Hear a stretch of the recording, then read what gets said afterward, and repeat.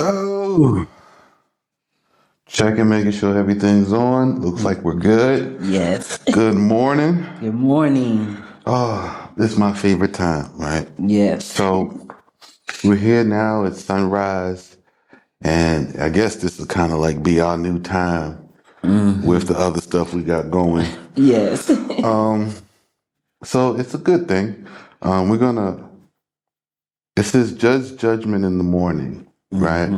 And most people don't know because you have not yet to begin to walk the customs.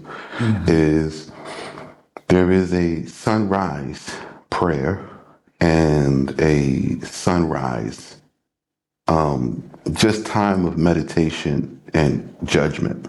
So it says judge judgment in the morning. Now I know our folks, my Yes. people, Yes. they think judgment is just the punishment. No. But judgment has multiple aspects. So when it says judge judgment in the morning, this is our time of thinking, reflecting, intake of the law, and processing the law. We don't process it in the evening because in the evening time, you're just kind of storing up the information. So you don't make any decision. You just kind of going through, looking at things. You have to process the day, your emotions, everything else. But in the morning time, when you wake up refreshed and renewed, this is the initial part to make any initial pending decisions before the day starts. So yesterday's issues, problems get dealt with today. And today's issues get dealt with tomorrow. You leave them pending so you don't move in haste. Right. And we can post out decisions 3 days or over an extended period, depending on the severity of the issue. All right, so we here in chapter 25. Yes. Verse 1. Verse 1. Let's start this off right.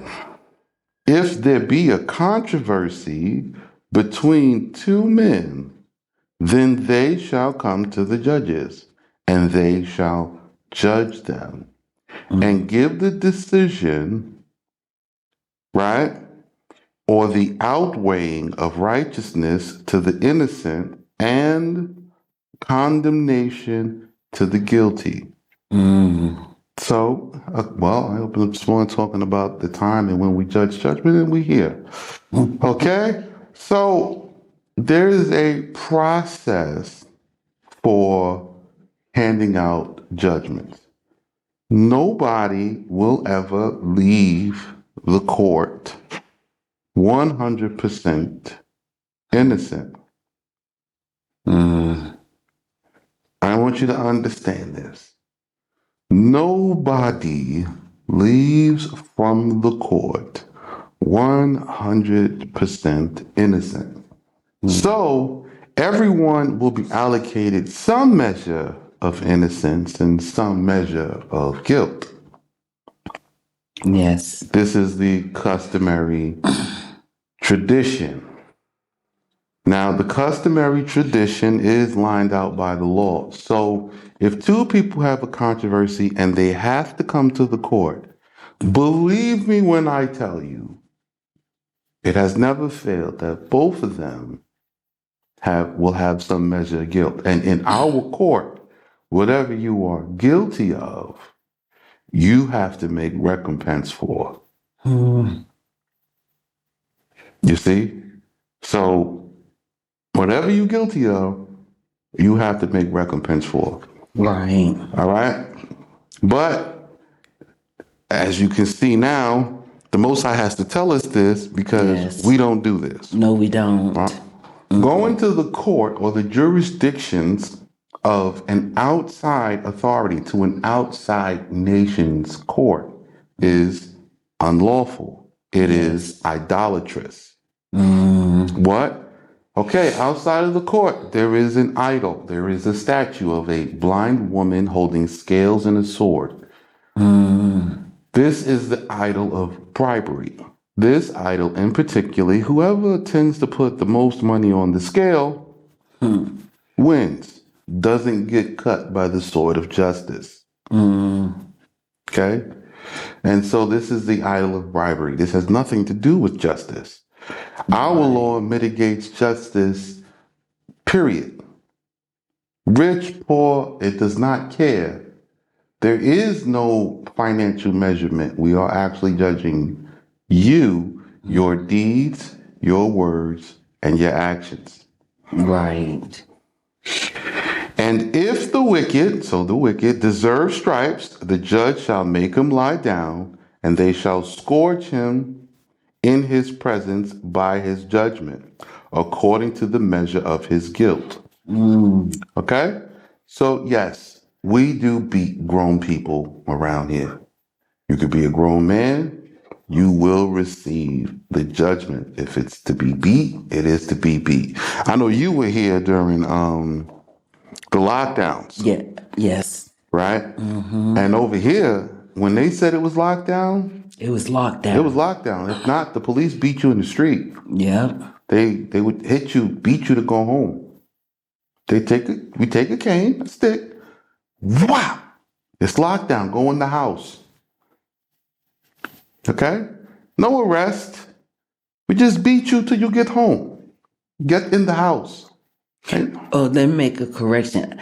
I hadn't gotten here yet, but I had people that were here and they were telling me how strict, because I came right after the lockdown, and the stories I heard, yeah, they don't play over here when they No. say No. they will whip you. Yes. When you get whipped.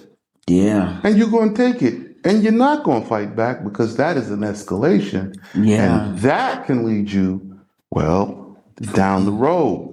You know, imprisonment, even death. So you're going to take it. This is the law.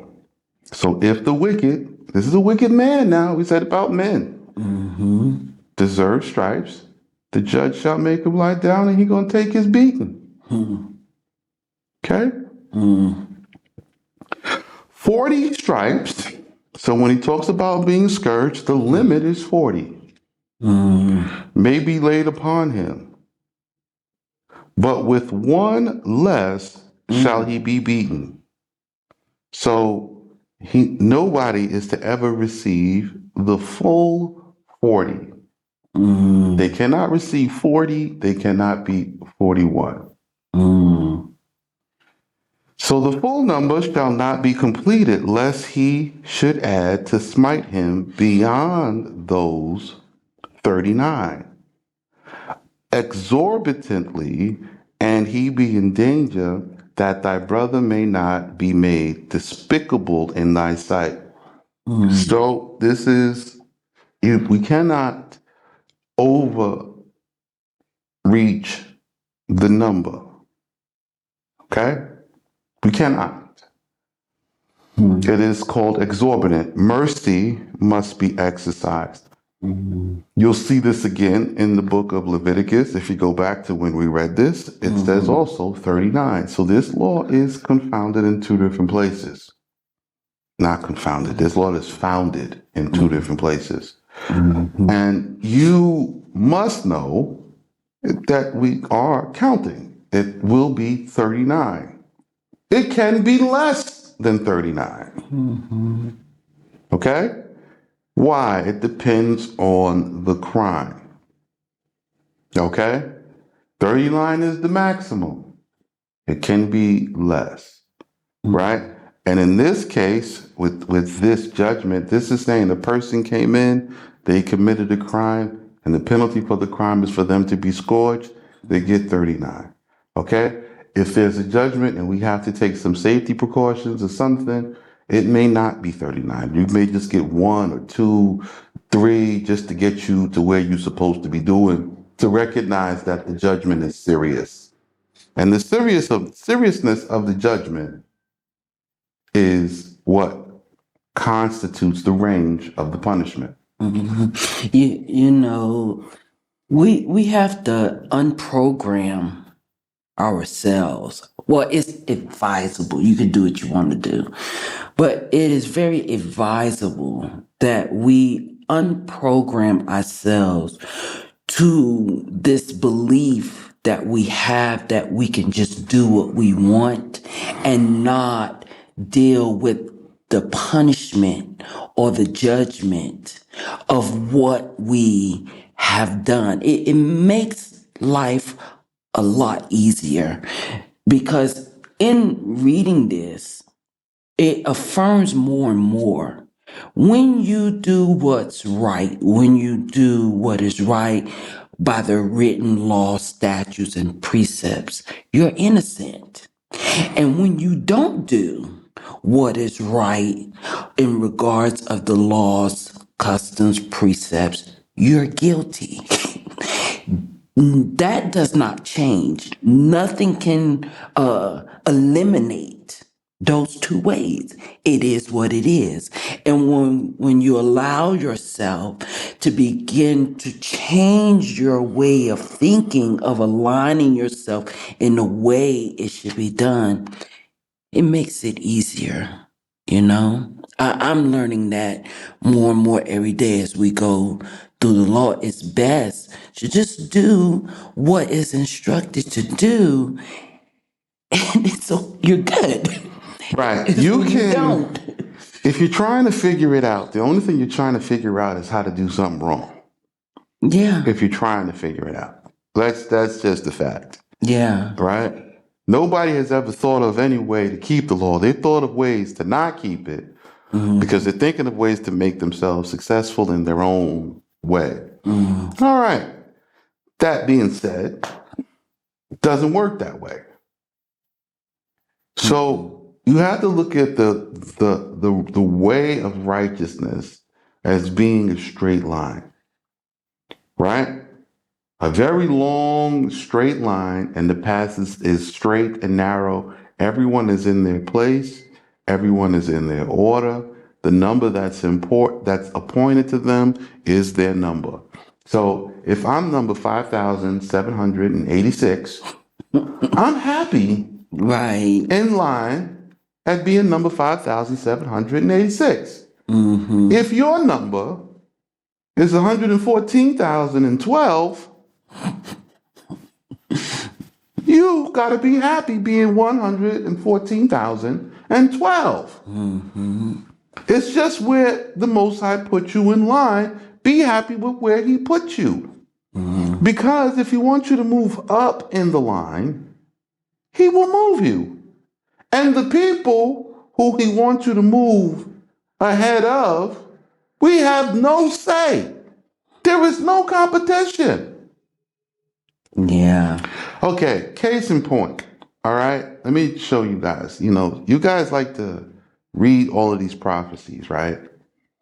Enoch, right, in his book, he talks about there will be a son, and this son is so great. The son is so great. So he says, I'm writing this book for him, for his time. And in his time, they will look back to me in my time, thereby completing the circle, right? And this level of greatness, Enoch says, I'm here, right? And I'm seventh. I'm number 7. And he says, this guy who hasn't even come yet, in my eyes, he is like number 1. The guy he's talking about is all the way at the end of time. And Enoch is like, in my eyes, for what the work that this guy is doing, it's like number 1. Because the greatness is in regards of carrying out and following through with the instructions. Because here's the thing, prophecy is set at 2 points. The point of delivering the message and the point of receiving the message and completing the work. 2 different points in time. Yes. Okay? Why do we have people today at the end of time trying to deliver a message? Ain't no messages to deliver. That's why all the prophets are false. There's no message. We are at the end of time. Okay? Now, either we're going to fulfill and complete the message from the beginning of time, right? Receive the message, hear what they have said, and fulfill it. If you can't fulfill the message, you have to check your book because it has to be practical. It has to be a simple thing that you can do, which will probably be uncomfortable because you Right. have to move against the norms of the day, right? It wasn't normal for Noah to build the ark on top of a high hill. It's not normal, No, it's not. okay? It was not normal. Right. But what made it so great was the fact that he obeyed the instructions he was given that show who Yah is. Okay? So now you start to understand what the prophets and prophecy are. So in between, right, before the beginning, so you have everybody from Enoch to Malachi and Ezra. Okay? This is the beginning times.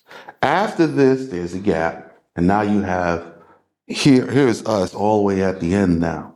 After the years of exile, after 400 years of captivity, after all of this, we are here at the end. There's no time for nobody to be talking about delivering no messages. Thus says the Most High.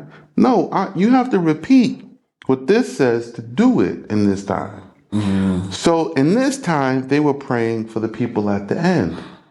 And the people at the end are praying to receive the instruction from the people of the beginning to find our way back to become one people. That's how this works. So they're like, these guys are great because in their time, it is so horrible. Yes. It's almost as if there's no way to fix it. And in our eyes, we're like, those guys were great. They called down bears and fire from heaven. And it's two ends of the same journey. But this, our side, is the greater because they struggled Yes. to get the people to take the right path to avoid the exile and the captivity. Now, I'm trying to get you to avoid in the end times the penalty for not taking the right path, which the prophet spoke about. Right? Only a few of you will listen, and only a few of you will get it. I'm trying to get you to avoid the death penalty, to be part of the rebuilding, redemption, and restoration. This is hands-on work, right? So you see me, I'm not looking like, I'm going to a party here. This for work. Continuing on. Wow. Here's another one. You shall not muzzle the mouth of the ox in the time of his treading out. Nor, see that word neither? Yes. Means these two things are connected. Yes. So the same way you don't muzzle an ox when he's treading out. Now, treading out is when the ox is either plowing or going out into the field to graze. You don't put a muzzle on him because how can he eat? Eat. Right.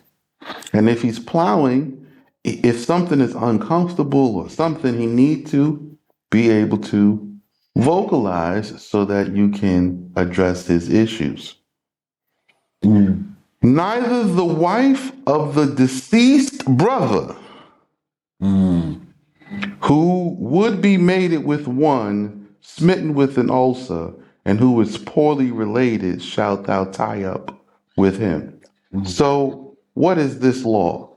So, okay, a brother dies, he have a wife, and she is not desired. She may be up in years. She may be, not in the best health. She may not be quote unquote beautiful in the eyes of the men surrounding. Her time of beauty having been passed, now, they're like, look, why don't you just take this other brother? He's still alive, but he's also old and he has sores. He's sickly. And the relation, he's poorly related. He is a brother, but he's like your brother's uncle's cousin's mother's cousin's 3 times removed. Right. That's a poor relation. Because the ones who are near Right. don't want this woman. So you cannot do that. Don't do that. Which extends on to the next verse. When brethren from the same father inhabit this world at the same time and have the same inheritance, the wife of one of them who may have died. So if me and my brother from my father, we have the same inheritance. I got my portion and my brother have his. But my brother does something and he has died. Let's see what it says. Who may have died. So now my brother has died. The wife shall not go forth into the street to marry a stranger. The wife does not go out into the street to marry the stranger. The wife, this wife, marries the brother. Okay? To marry a stranger. Her brother-in-law shall go to her and take her to wife and become her husband. Redeemer kinsman law. Okay? What happens if he don't have a brother? Okay. You don't have a brother? You start moving up the ladder. Maybe an uncle. Maybe a cousin. You start to extend out the family on the father's side because this is their inheritance to redeem. Right, like Boaz and Ruth. Right. So you extend out. All right. And the firstborn whom she beareth shall stand in the inheritance in the name of the deceased brother, that his name may not be blotted out from Israel. So, this woman does not have children. You see? This woman does not have children. So, I'm glad that all of you women out there have taken such a liking to Ruth and Naomi. In truth, when you get back here, at the time we start rebuilding and regathering, you will all be in the same condition.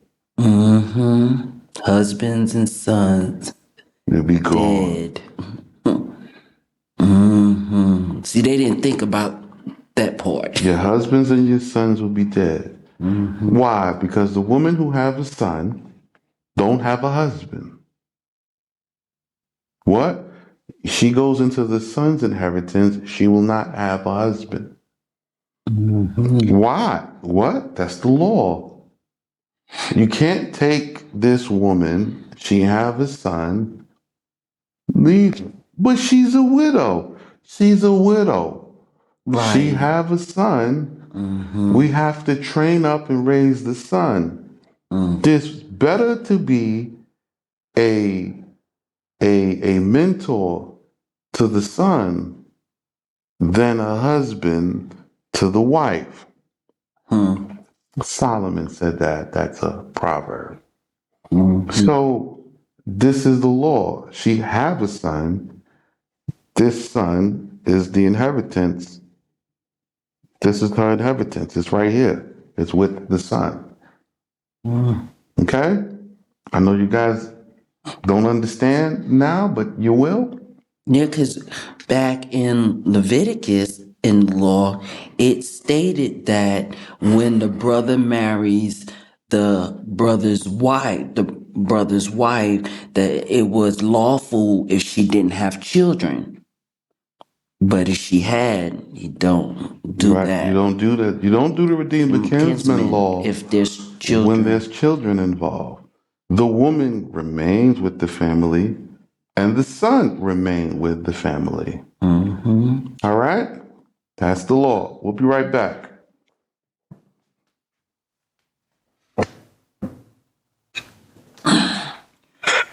All right. We're back. So this is this law. What about the woman? What about her needs? When the son grows up Mm-hmm. and he takes his inheritance, at that time, the son is a man, he is free, he's being raised up to his inheritance, then she may take a husband. She has to come to the man and she has to be husbandless, no man, and childless. Less.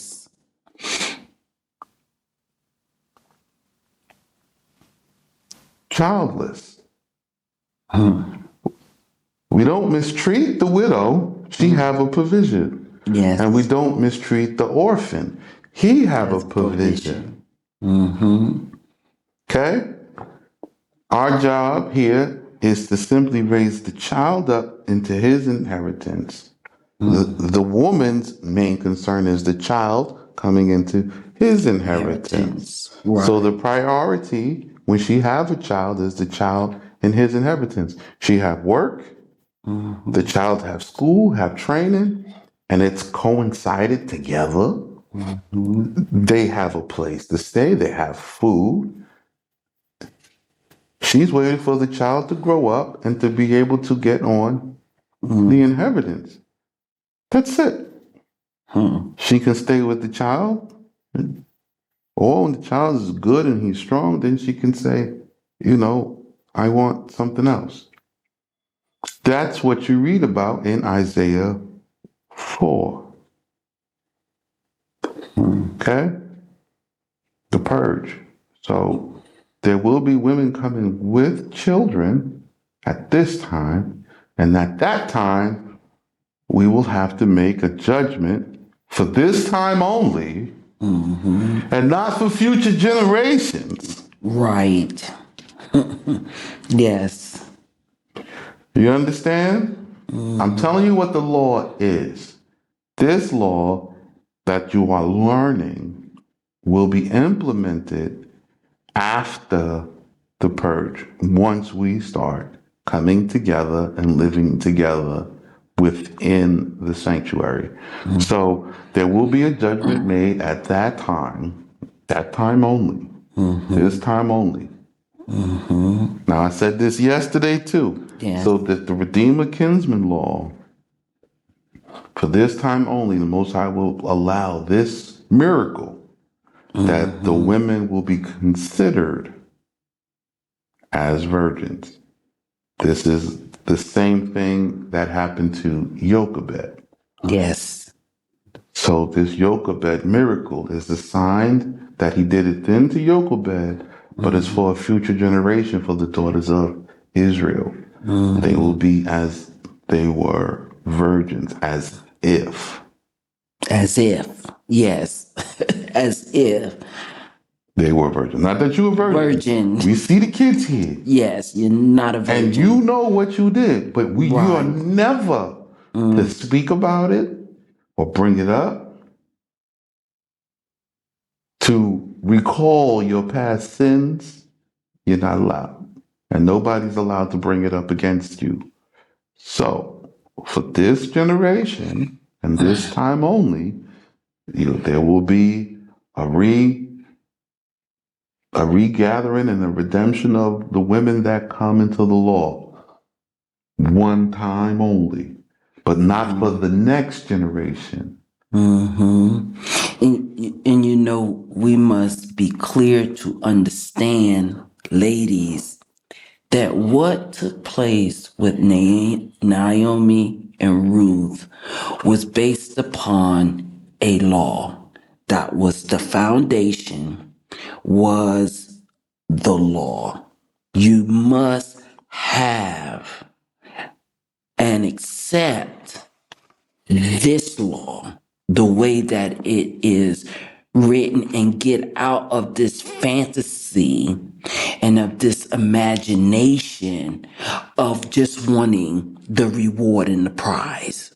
I mean, it's your motivation, but there was a process to that, and there was a law standing behind it. And that's one of the good things that I truly enjoy of where I am now, is that I'm getting more and more clear understanding the foundation of the law Right. in every aspect of my life. And Right. so judgment has to always be on my forefront. Right. It takes practice.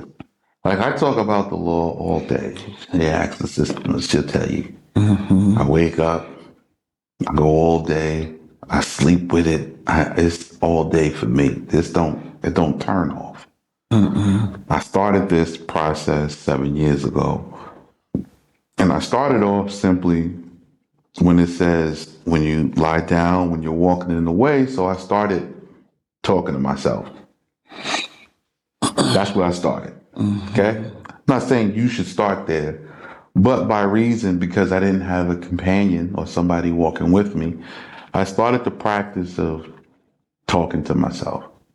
Well, if this is this and that's that, then what is this and what's that and what's this? And just questions. What is this and what is that? And I'm not sure about this. Is this? Let me go back and look at that. And I would hold questions till I got back to the book or finish what I was doing and go back and study and course. Oh, this is the, oh, and I questioned it. Then I would go to my teacher and I would have questions about the customs and traditions and those customs and traditions and how they were applied, right? How were they performed? And then I looked at the application of the customs and the traditions, and I looked at the results. Mm-hmm. Then I looked at the lawful instructions, and I saw where the rubber meets the road, right? Because the person is ignorant. Yes. So I could tell you the law, but you being ignorant, you may not identify the situation properly. Mm-hmm. So it's not cut and dry. And so the customs and traditions are so gentle. They just kind of put you in the way and get people in the way that even if they never read the law, if they live in the customs and traditions, they'll be at about 90% accuracy. The majority of the issues will not be present. Mm-hmm. All right. So what happens if the brother don't want to take his brother's wife? Let's see. But if the man be not willing to take his sister-in-law, then shall his sister-in-law go up to the gate of the Beth Din, the house of judges, before 5 sages. So let's take a look at this. One, at the Beth Din, sages are always sitting there. Mm-hmm. Elders, they're not goofing off. Right. They are there in case any matter of judgment should come. They have their responsibilities in the administration of the people. Okay? So they are always there. They are discussing the law, they are discussing cases, happenings, events. There's a lot of information at the Beth Din. However, they are not sitting there doing nothing. Okay? They have to keep the customs and the traditions and the applications and refine themselves in judgments and readings and questions. And there's cases, and we're concerned. We're planning festivals and events because the festival doesn't get planned the day before. It gets planned well in advance. Okay? We are already here. Atonement is already here. Whatever we're going to have for atonement, we have it because there's no way to get nothing else. It's not possible. Okay, Right? quick question. I know you guys see me making these faces, but bell went off when you were just saying about the sages in the Mm-hmm. gates. I immediately thought back at Proverbs 31 Mm-hmm. when it speaks Mm-hmm. of her husband being known In the gates. gates. So he's there At the gates. at the gates because he himself Mm-hmm. is upholding The law. the law and the customs and the traditions. Yes. So it will reflect on his wives. To also be upholding the law, Well, the customs, and the traditions, and to help prosper the family. He's doing his job for the upholding of the community, and she's doing her job in the upholding of the family. okay. See, I'm learning that's the wonderful part of this. I am learning because I have failed at marriage many times. I failed, and I recognized that I needed to learn. And so I'm learning and I'm understanding. And honestly, it's making it more understandable of what being submitted Mm-hmm. to a husband Mm-hmm. is. Right. Because I didn't know. I just have to be real. I did not know what that truly was or what it looked like. I had my own preconceived ideas from my imagination, an evil inclination, and I was wrong. But now I'm starting more and more to understand. Oh my Okay. goodness. So there's a bunch of people at the gates. You may have captains are at the gate, judges are at the gate, the sages, the Safarim are at the gates, um, princes, chiefs, okay? Anybody in leadership will be at the gates, okay? Leadership, all male leadership meets at the gates. Now, the word gates, okay, is actually the word synagogue. However, your mentality of the word synagogue is grossly misconstrued because of the confusion brought in by the strangers. Okay?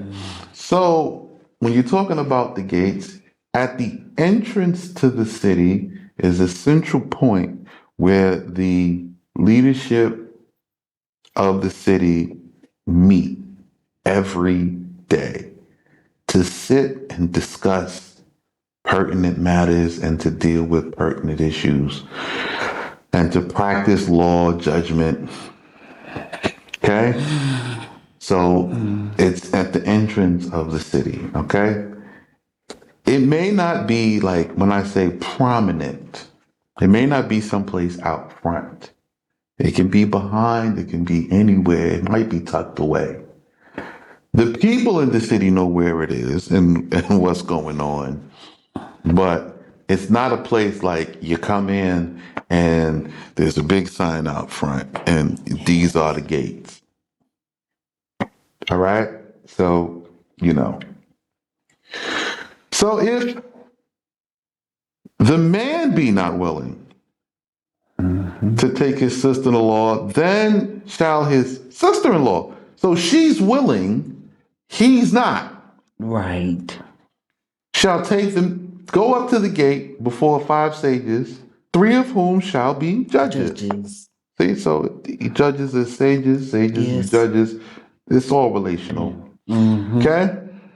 Shall be judges, and 2 of whom of them are witnesses. And let her say before them in the holy language. So this has to be done in Aramaic. My husband's brother refuses to keep up the name of his brother in Israel, he not being willing to marry me. Okay? And when I say Aramaic, there's Aramaic and then there's Shami, and it'll be a mix of the two.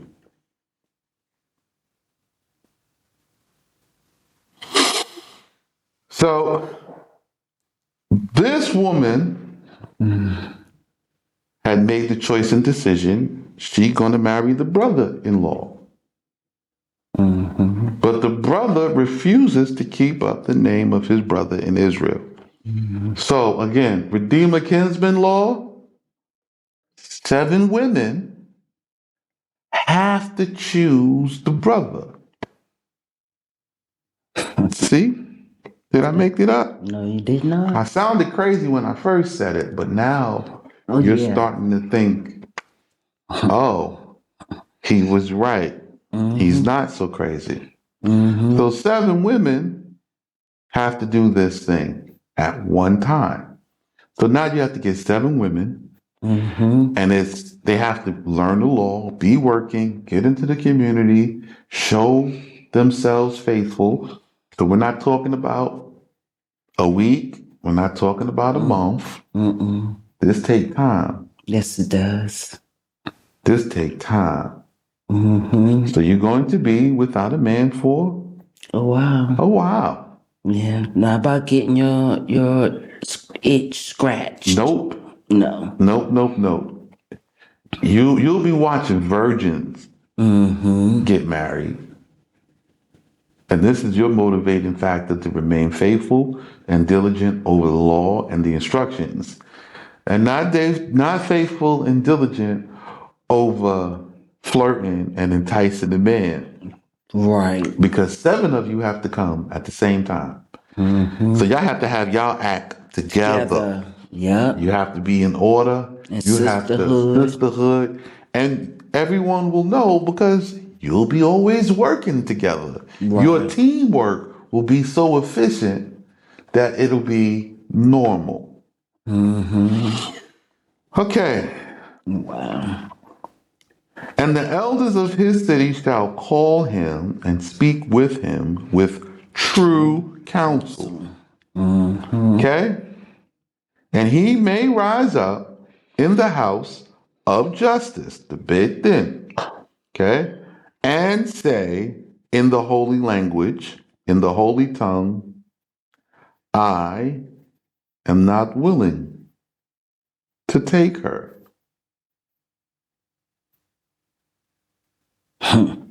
So what do you see here that people will have a reference to? Ruth and Boaz. You have Ruth and Boaz, but also there is a small restoration of language. Yes, it is. Because they're saying you have to say it in this language. Yes.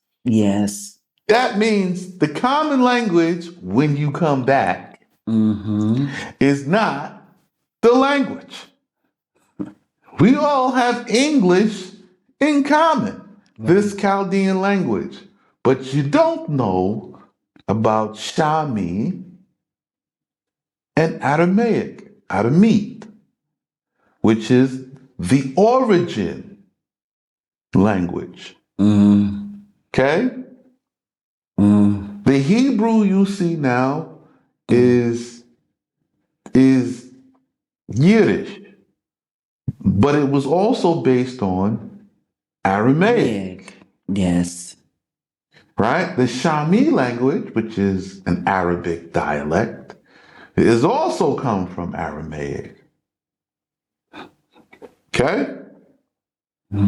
Also comes from Aramaic. Aramaic is the foundation which branches off of this language, right? But the Shami dialect has always been in the land, Yeah. which is why I say you can learn Shami and Aramaic.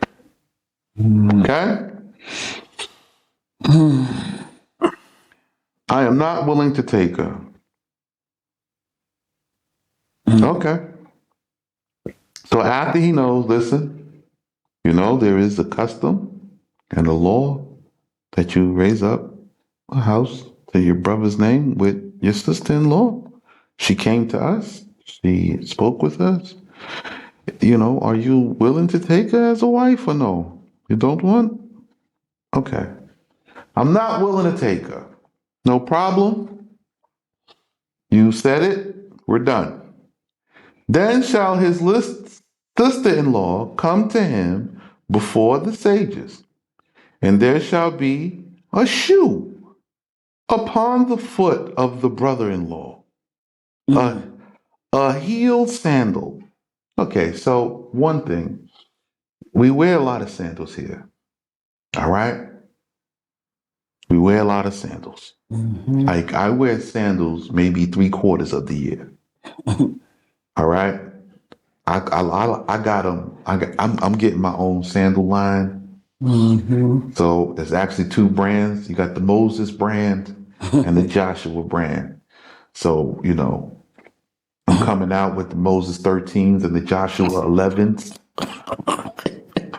I like that. Moses 13. I gotta write that down.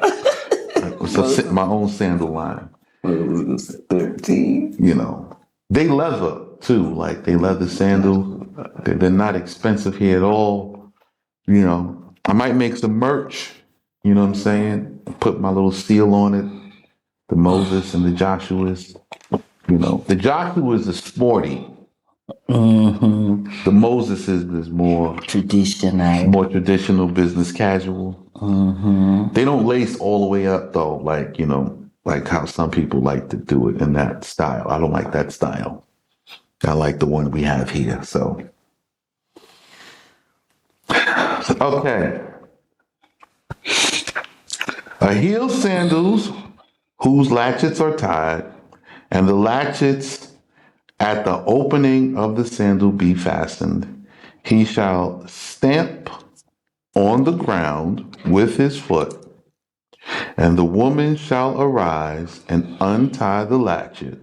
That's the buckle of the shoe, if you didn't know. The buckle of the sandal. So he's gonna stamp his foot. He's putting his foot down. This is where the saying comes from. Right. He's putting his foot down. She's gonna come down and she's gonna undo the sandal, right? And take the sandal off his foot. Now, you may notice, if you pay attention, the woman is in a submissive position. Yes. Okay. She accepts the refusal Yes. in submission. Okay? She's going to take the sandal off. Okay? And she will spit on the ground in front of the man. Right. Just enough spit that the judges can see. Don't make a disrespectful scene. It's not the time for that. Right. You don't want to get scorched. Right. And on the ground in front of the man, right? So now we are performing the meter. This is a rite. This is a meter. That's the rite. And so now the sandal comes off, and she spits on the ground before the man. The judges see it, right? As much spittle as may be seen by the sages, and shall answer and say, so is it fit to be done to the man who would not build up the house of his brother. And all who are standing there shall exclaim against him. So now everybody, so the woman, she's put some spit on the ground. She gets up. She goes now behind the judges, and they shout to the man and call his name.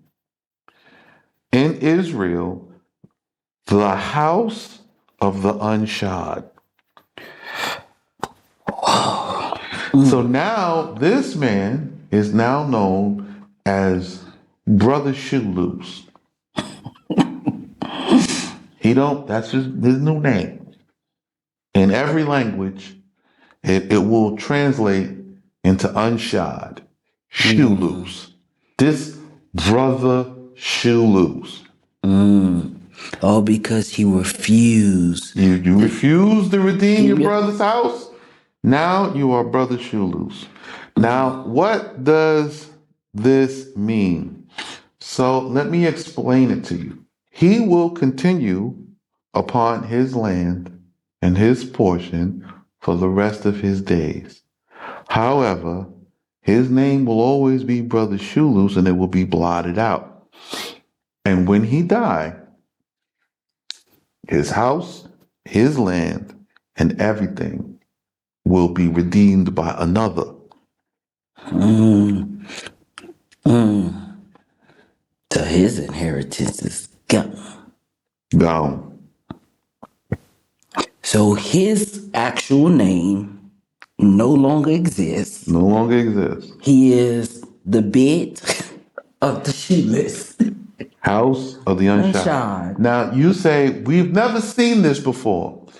Boaz had an elder brother. Yes. What is his elder brother's name? Now I know his elder brother's name. However, It's not written.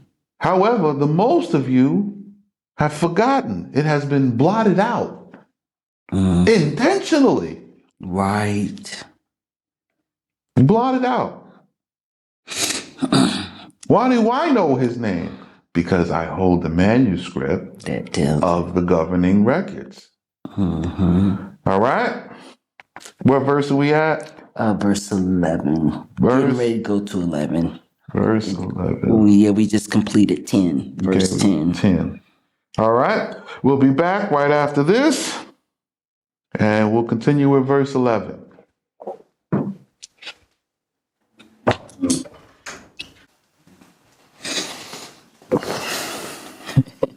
All right.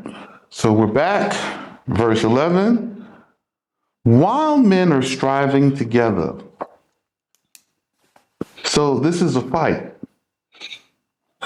If the wife of one of them approach to rescue her husband from the hand of him who smiteth him, and putteth forth her hand, layeth hold of the place of his shame.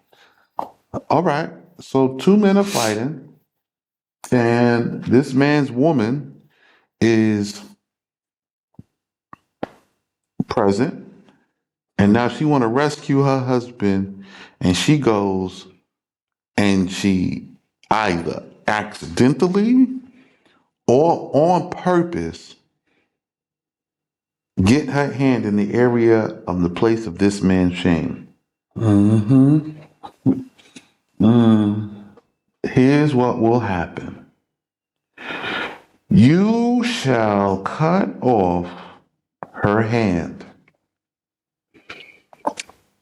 So you mean what we were taught in Babylon with a man, the altercation, and you grab him or whatever. You grab him, you hit him, you poke him, you whatever. Your hand was to be cut off. Cut off.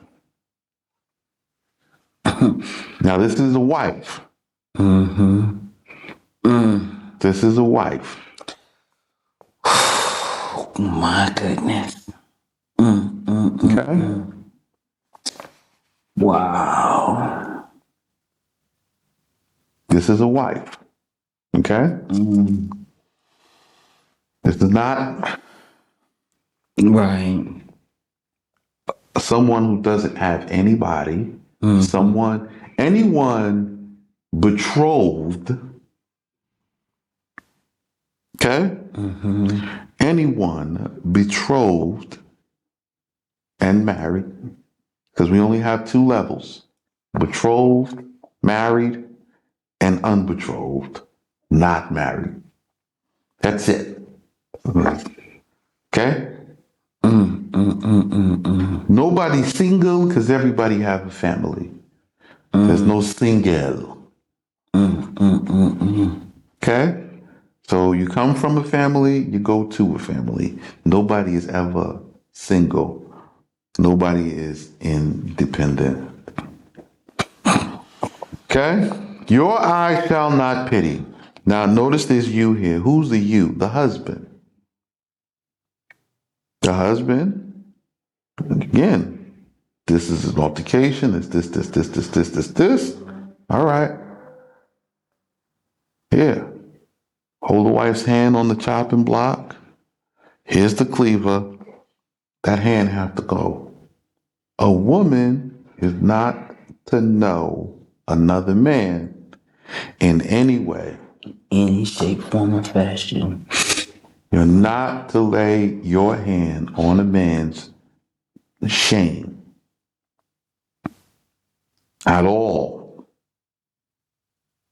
Not to injure him, not to protect, not to protect your husband, not to do this.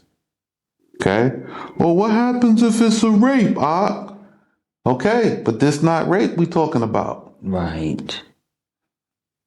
This not that. Right. So one thing people have to stop doing is cross-referencing instances that have nothing to do with each other. Right. Okay? Okay? When we discussed rape, we discussed rape. Right. Okay? When we discussed rape, you know the man died if this woman is married. This not rape. Okay? A rape, this is a fight. The rape is automatically supposed to be a fight. Holler, screaming, yelling, fighting. Okay. He overpower you. He take it. We know this rape. We don't say cut her hand off in this rape. This was an argument between men, and she thought she was going to rescue the husband. She hero. She's going to be Wonder Woman.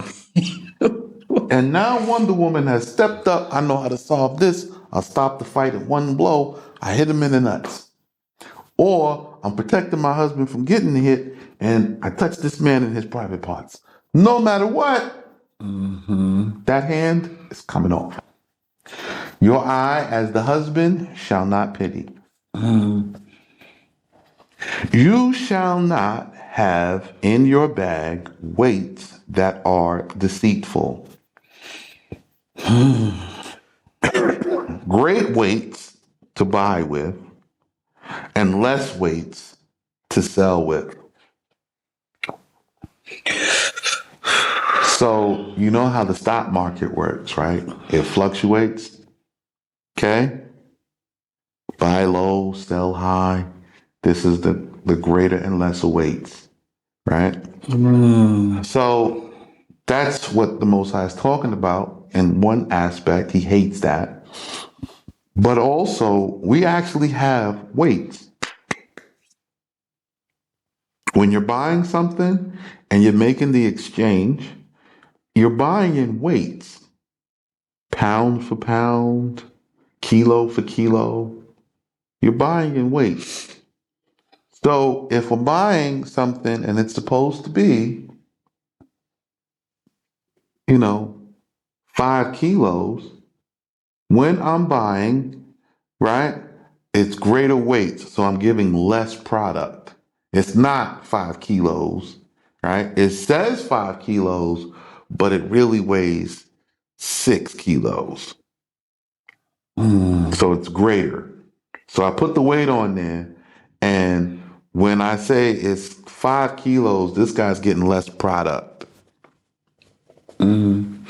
So when you were saying about with the greater weights and the less weights with the stock market, so with doing trading and crypto and stuff, that's why you were saying it was all part of unjust It's weights unjust measure. weights and measures. The value of the thing fluctuate. Mm, In our law, on our land, the value of the thing is fixed. When you're doing usury, you're doing it outright, up front, to a stranger, someone not of our people. This is a profit. However, inside, you know the weight, you know the price is fixed. It's weight for weight. Okay, a pound is equal to a pound. So when you're buying, you don't buy and put up a greater weight. And then when you sell, you put up a lesser weight. Okay?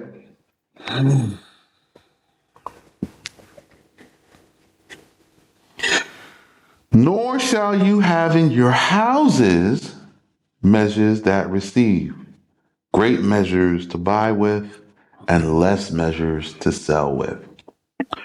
Perfect weight and true balances shalt thou have. Perfect measures and scales that are true shall be yours, that your days may be multiplied on the land which Yah your Allah giveth you. So, I have now a weight weights, here, yes, yes. right? So I have silver and I do weigh and calibrate my scales, and they are accurate. I have calibration weights as commanded to be in my house and to be in the sanctuary. So when I say the weight of a shekel is this, it is this. Yeah, I've seen it. I seen you weigh it out.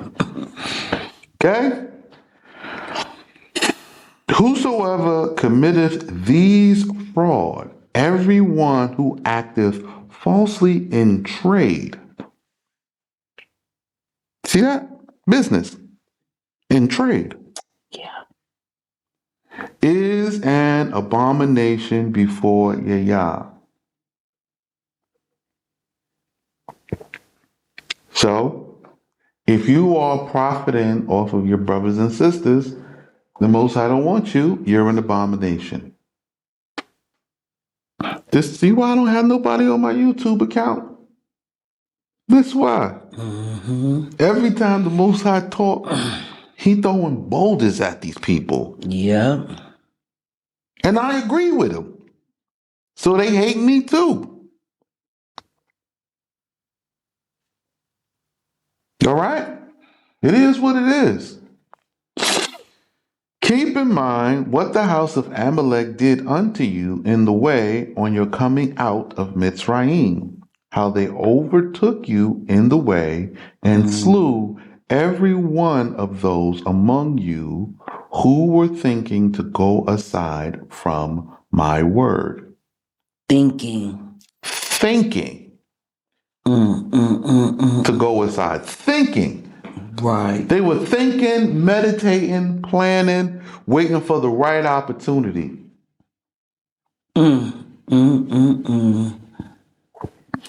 The man of the house of Dan. In that time, it was the house of Dan. This time, it's you. It is you. This is what I talk about all the time. Listen, when shit hit the fan, these people are going to come because they have a need, and we have open doors. They will make it. But what about this? Them keeping in mind and trying to be opportunistic. Sick. Well, I'm gonna be here just till I get on my feet. Or I'm not going until I see for myself what's gonna happen And take this place. and then well, once I get on my feet, well, I can chill here and this, that, and the third. All right.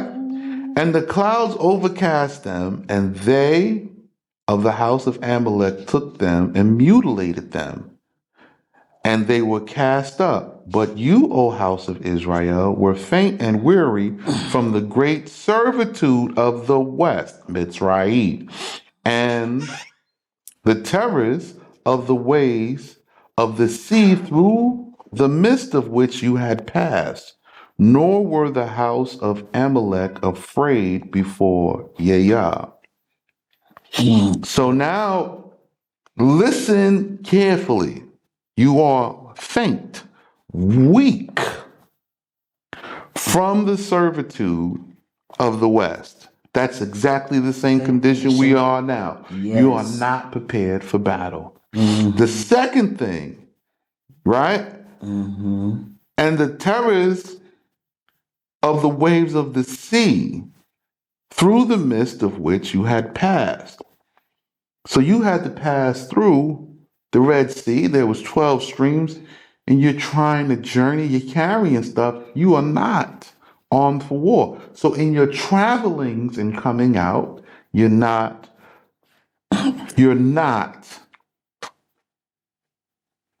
able, you're not strong enough in your first coming out. It takes time for you to heal from the captivity and the journey out, which is why I kept telling everybody, buy land, we have to build a house. There's a law for this. Therefore, what does therefore mean? Because of this reason. So this is reasoning. And it's connected to the previous statement. When Yah has given you rest from all your enemies round about in the land that Yah your Allah giveth you to inherit for a possession, you shall blot out the memory of Amalek from under the heavens. So what we have just witnessed in our reading, verse 18 tells us the what and how, and then this tells us the why. Then it says, but of the days of the king Mashiach. Okay, now this is two different times. So he told them, blot them out. He's telling us, in the days of King Mashiach, you shall not be unmindful. What? You're going to have to be mindful of them. Why? They're still here. There's little elements. But once they come down, when you see them, when we see them, blot them out. When you buy back your land, you get your land back. You can't do it without possession of the land. So this is important. So this is important. Yes, sir.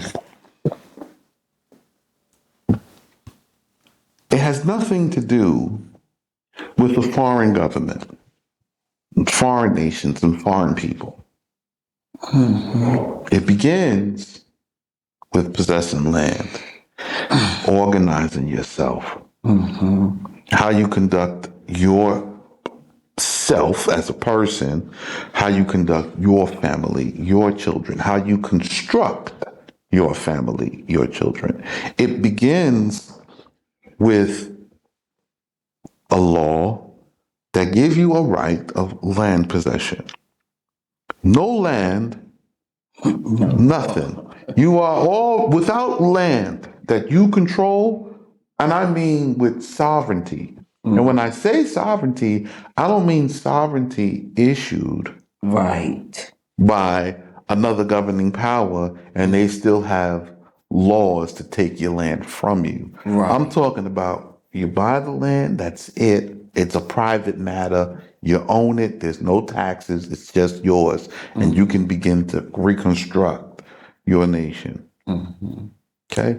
If you don't get this, you'll never get anywhere. That is true. Everything else is smoke and mirrors. Yes, that is true. Everything else is smoke and mirrors. Okay? You may have to deal with an occupying nation. You may have to deal with ousting a colonizing nation. You may have to deal with these things. But if it's your land, it's yours. They cannot exact anything from you without some type of agreement. So, what I'm trying to teach them, what I want you to see and what you to know, is it begins with first you. Yes, it does. You have to change your mind. You have to change how you see things. You have to change your perspective. Your perspective is your judgment. Okay? If you don't see things the way the law does, you're going to always end up wrong. You're going to always end up on the bad side of the field, holding the short side of the stick, hoping and praying for someone to rise up one day and deliver you. This is the nature of being unlawful. Yes. This is the nature of it. And right now, you represent them. Yes, I do. All right? Yes. You represent them. Because how they think, what they do, what they know, and everything that they have done up till now, you have done. Yes. Right? And with that understanding, you have been now with me. We're now at the end of 25, going into 26. You've been with me, and we've just read the law every single day. Yes, sir. You've read it on your own. Now you're reading it with me and with the understanding of the life that I have lived for 7 years in it. Do you see something different than when you were reading it by yourself? Yes, I do. Oh, big difference. Yes. Right? Because when you're reading it by yourself, you have to imagine. Yes. Because you don't know. Yes. You have to piece it together. And you have to do something, you have to create cognitive dissonance. You have to like split your brain. There's how you are outside, Right. and then there's there's how, which is your reality, and then there's what you read in the privacy of your room, and you imagine a kingdom that someday falls out the sky for this. Right. Yes. Or something's going to happen in the near In future. Yes. Being with me, what I've attempted to do is take the time out and say, walk with me. Yes. And I make it right here. Reality. Here. Yes. Okay? Yes. Here's the land. Here's where the land is. Here's the geography. We go over geography. We go over how great the land is. We read it. We look at the maps. We go through everything so that you have an idea. It's not accurate. There is no 100% accuracy until it's completed. Correct. But if I say, well, you know, it's situated between this and this. Where do you start? Start where you are. You cannot start where you're not. Right. Yeah, you say that all the time. Yes. So, being here, we find where the land is situated. What's this, this. Yes. Okay, so now that you understand that, you understand what I've been saying. Is it impossible? No. Have you looked at land? Yes.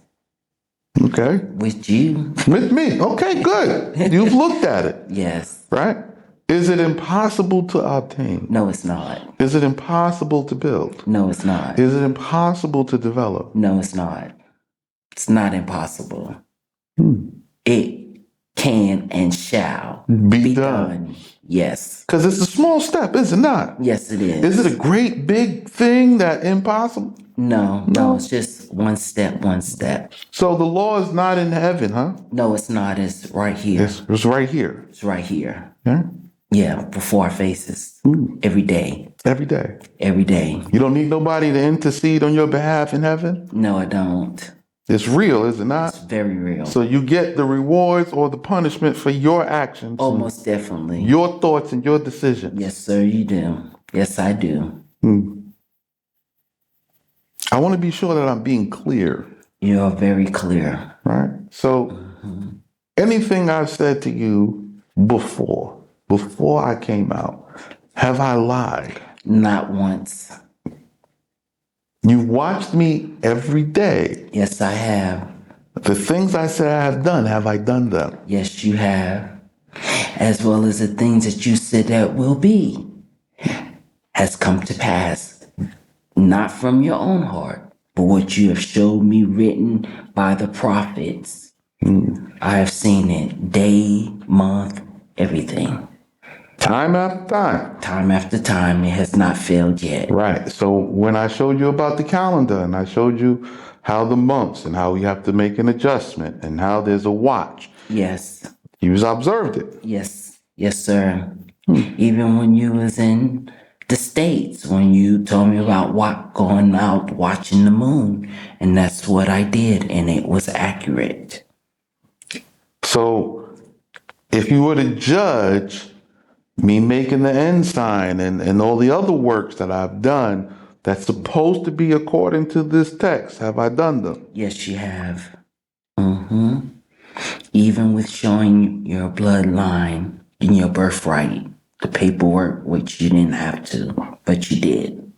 And the reason why I'm having this conversation today is because we're going into atonement. Yes, we are. Right? And going into atonement, I'm not going into this holiday with any guilt of any sin or anything. Yes. Not at all. I want it to be known, the reality. All right? Have I even, right? So you were put away by your last husband.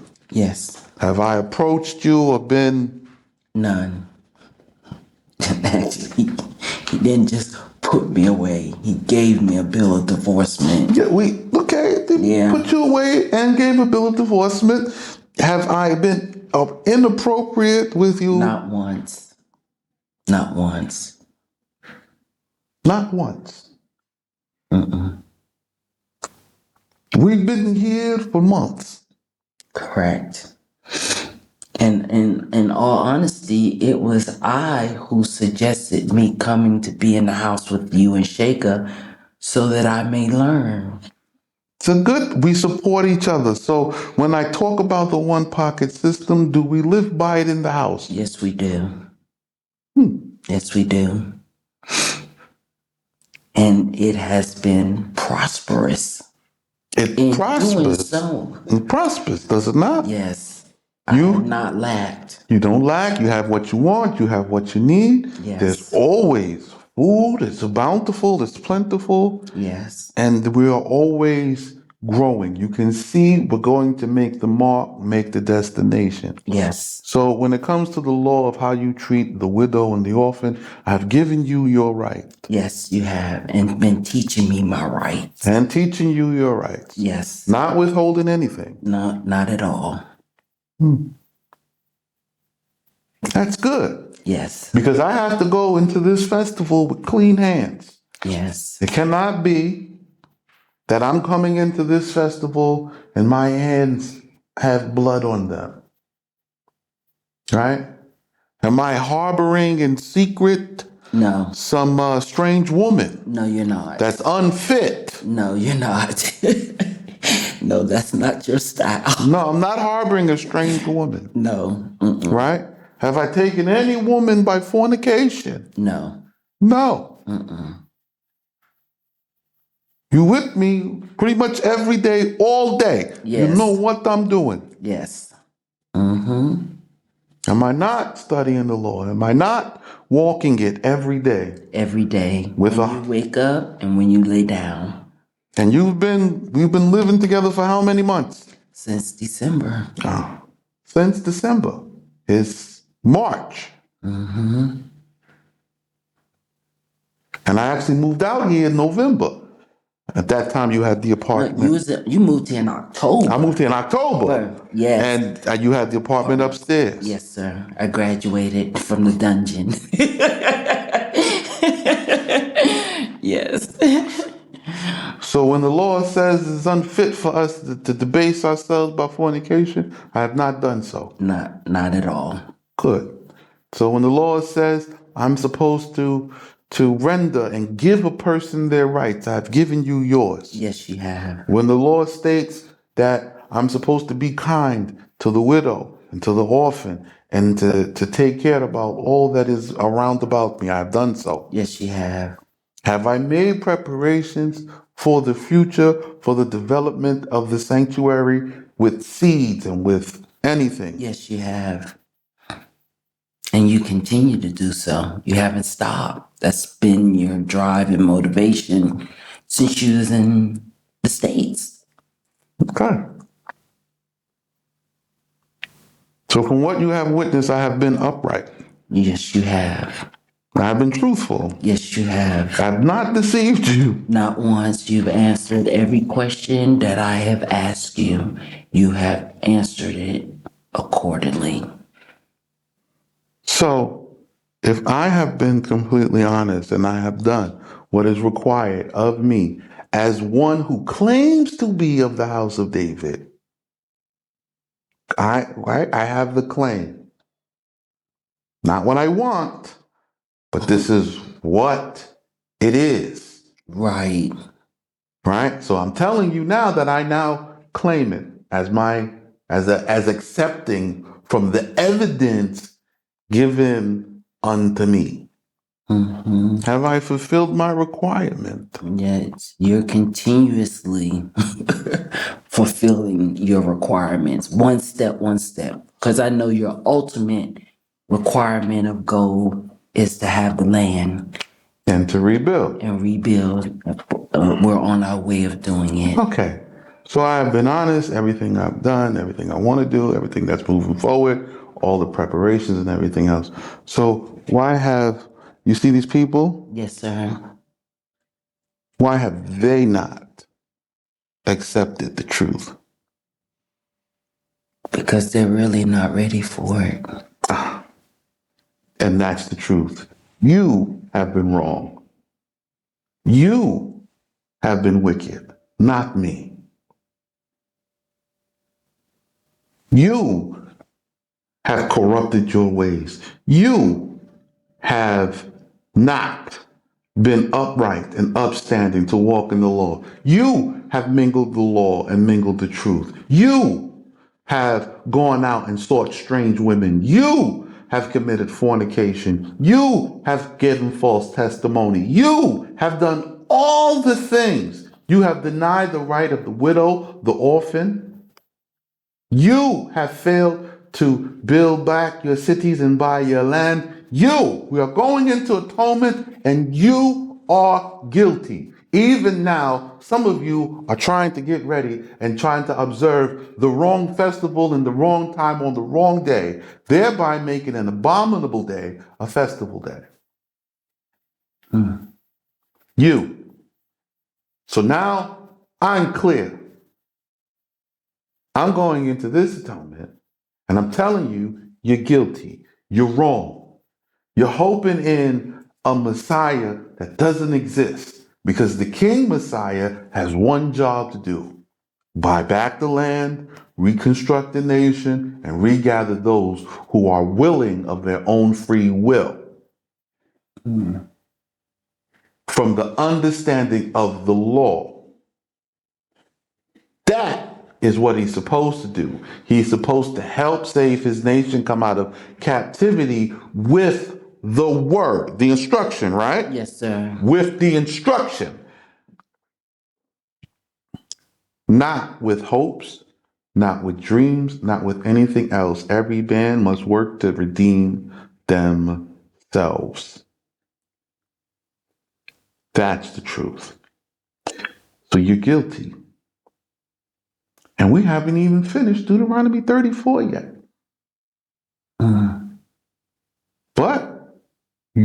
are guilty.